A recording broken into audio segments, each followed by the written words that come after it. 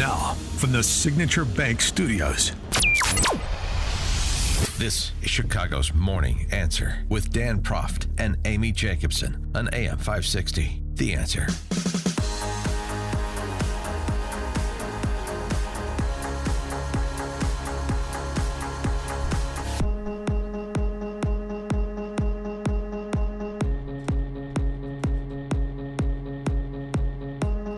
Top of the morning, Dan and Amy. The push to require women to register for the draft, we talked about it a couple weeks back when it came to light that it had been included by Democrats, that provision, in the name of equity, of course, in the National Defense Authorization Act as proposed. Oh, in the name of equity. I mean, who can argue with That's what they wanted. who can argue with that? Billy McMorris has a good line in a piece he wrote over at The Spectator. The same people who want to draft your daughters while simultaneously blocking amendments that would force female grunts to meet the same standards as males will soon emerge as the architects of the Chinese ground invasion. Yes. Yes. Yeah. Military preparedness. Not for us, for the Chinese communists. Yeah, that sounds about right. F.Billy McMorris is an academic director for the National Journalism Center and a contributing editor for The Spectator. And he must be a Henny Youngman fan, too, or at least the headline writer was. Paraphrasing, "Take my wife, please. Draft my daughters, please," he writes. Billy McMorris, thanks for joining us. Appreciate it. Thanks for having me, Dan and Amy. So you sound like, as the dad of daughters, you're not that enthusiastic about what Senate Democrats are pushing. No, to say the least. If any of my 6 daughters were to be drafted, I'm not quite sure what I would do. I think you included in your piece the hawks who call for a female draft share two things in common. They know the draft will not affect them personally, and they do not count on me murdering them when my daughters receive the summons. So I think there's some indication of what you might do in your piece. Yeah. Yeah, I don't think a manslaughter charge will suffice now that I've put it to writing. It might be the biggest sentence I've ever regretted. Right, malice aforethought.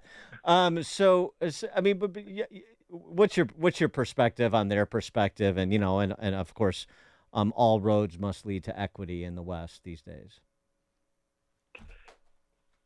So the genesis of having women register for selective service actually started as part of the anti-war movement. Democrats started introducing the concept of a female draft in the hope that America would never be so barbarous as to actually draft its daughters. And what is so eye-opening is that in the ensuing few decades, what has shifted is this went from an anti-war movement to you actually saw hawkish commentators who are so enthralled to Pentagon funding and the idea that we must pass legislation that they are rallying behind this idea. And it's very disturbing, to say the least, that self-described conservatives are coming out in support of this now. Well,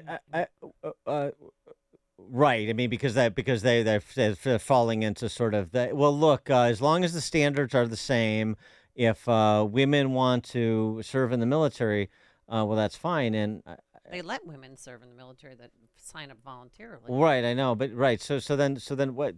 I'm a little unclear too on the conservative argument for conscription generally, and for women specifically, and then even with respect to volunteers for combat roles. I'm still a little unclear of how that is conservative. What can you present the argument as you understand it? Human sacrifice, I think, is the the argument. Okay. Okay. All right. Well, But is there any hope? I mean, what about Senator Mike Lee and Representative Chip Roy? Are they trying to right the wrongs here? Yes. Tell us what they're doing.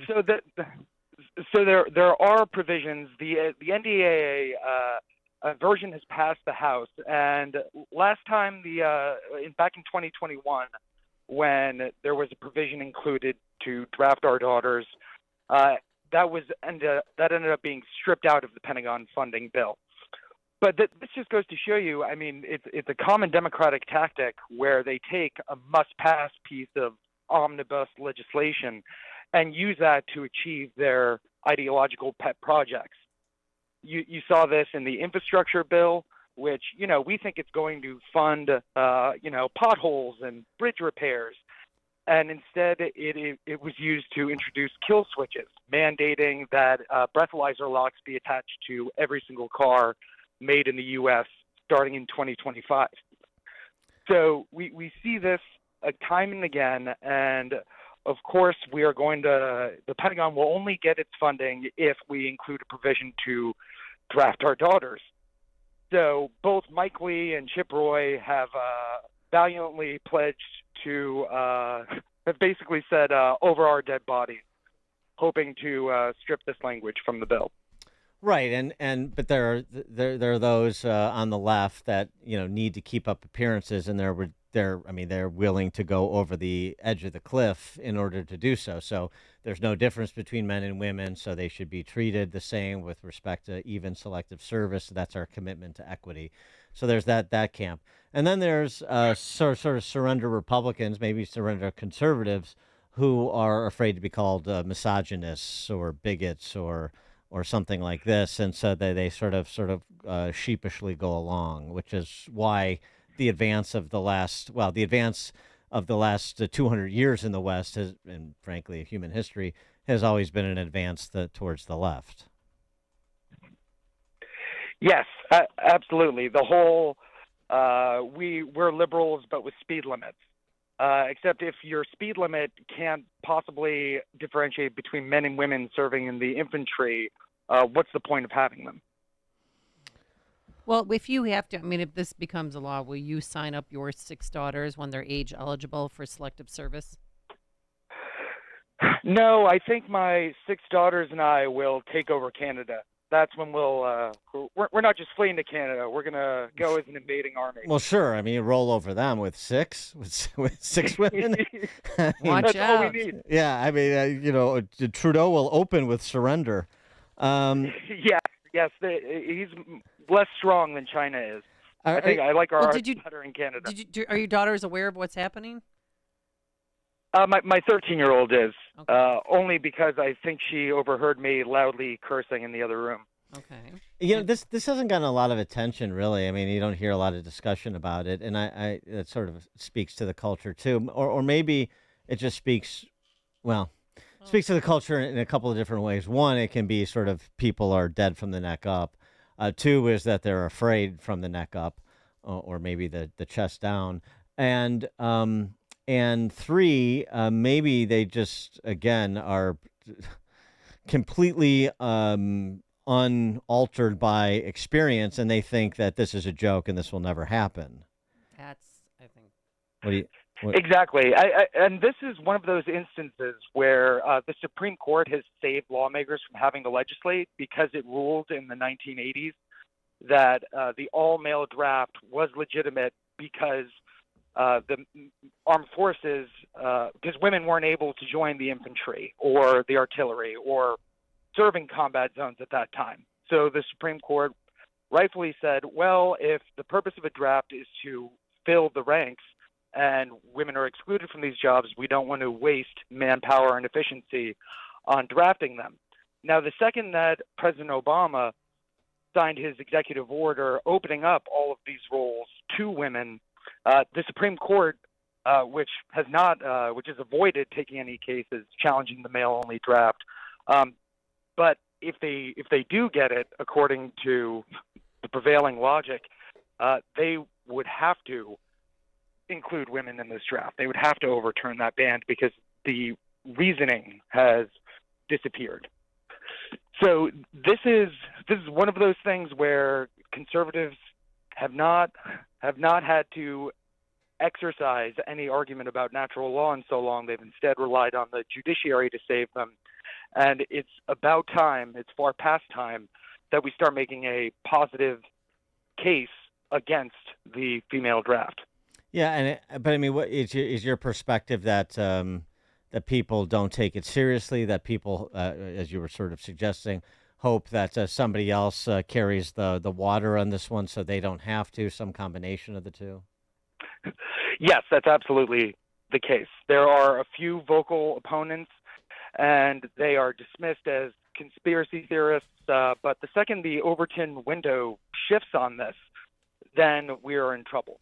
And this is worth considering, is the fact that the Department of Justice actually charged a man who started the Draft Our Daughters meme in 2016 and said that Hillary Clinton would draft our daughters.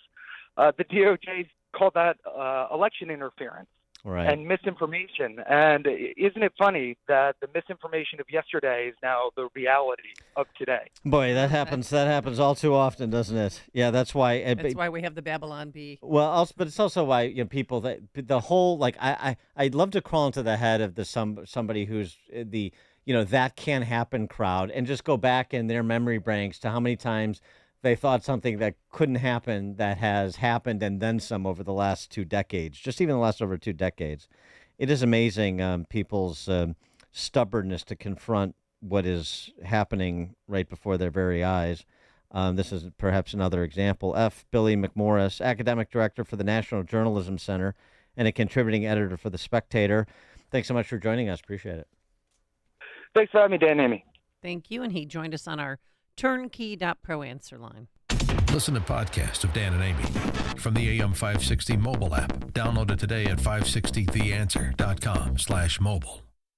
Signature Bank is Chicago's fastest growing independently owned business bank. It's a bank where relationships still matter. Signature Bank knows your name and your story. I'm Dan Proft, and I know this because Signature Bank is my business bank. I'm Jim Durkin, founding partner of the Martech Group, a global market research firm based in Chicago since 1980.